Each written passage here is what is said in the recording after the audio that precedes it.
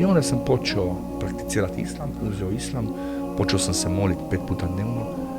Meni je za jedan dan prošla želja po drogi.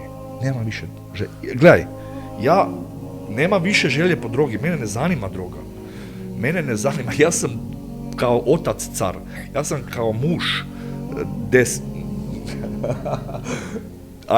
kao muž, kao biznismen, i onda šta, gledaj, i onda moliš Boga, šta ti da, šta bi ja najviše htio u životu?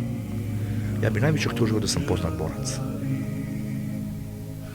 Godina dana poslije kad sam primio, kakvih 6 mjeseci poslije kad sam primio islam, pobjedim Spahovića, čovjek koji je bio u zatvoru što je tukao ženu, čovjek koji je bio u zatvoru narkoman, je sad najpoznatija ličnost sportska u Sloveniji.